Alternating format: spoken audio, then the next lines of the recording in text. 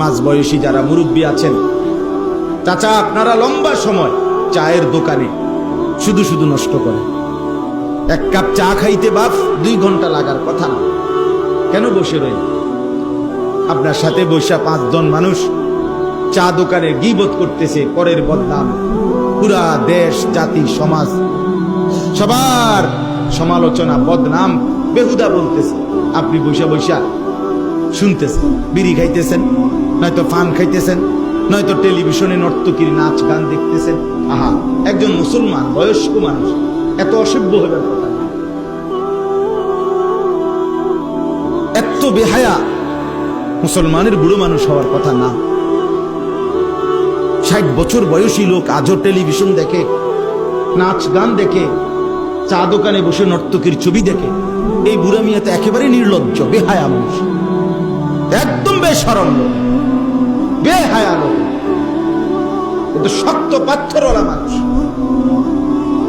তার গুনাহ তো পাথরের মতো গুনাহ। যার হায়াত বেশি, 60 বছর বয়স যার, আজও গুনাহ ছাড়ে না, নারীর নাচ গান দেখা ছাড়ে নাই। এবারটার গুনার বয়সটা যে বহুদিনের। কথা বলেন না কেন? এবারটার খাচ্ছত খারাপ কে যে নতুন নি তো, যে ছেলেটার বয়স 18, সে যদি নারী দেখে, তার গুনার বয়স, সে বালেগ হয়েছে 14 বছরের পরে, তাহলে তার গুনার বয়স 4 বছর।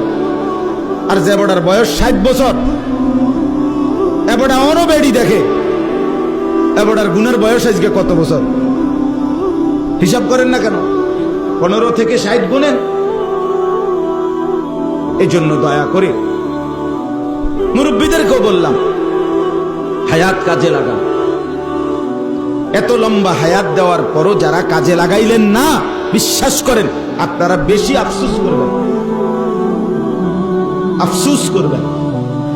আ'যারাল্লাহু ইলা ইমরিইন আখারা উমরাহু হাত্তা বালাগা 60। নবী সাল্লাল্লাহু আলাইহি সাল্লাম বলেন,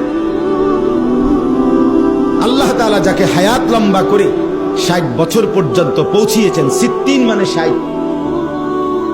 60 পর্যন্ত যাকে আল্লাহ হায়াত দিয়েছেন, অথচ তারপরেও জাহান্নাম থেকে বাঁচতে পারে নাই, আখিরাতে জান্নাতের পুঁজি কামাই করে নাই, খোদার কসম নবী বলছে, কিয়ামতের দিন আল্লাহ তাআলা ওই ব্যক্তিকে কোনো উযর আপত্তি পেশ করার, কিছু বলার সুযোগ দিবেন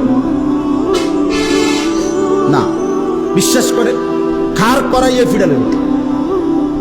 এমনি দাঁড়াইলেই হাসরের ময়দানে ফেরেশতারা বলল, ফিট তারে, একদম ফিট, টাচে ফিট তারে, টাঙ্গাইয়া ফিট।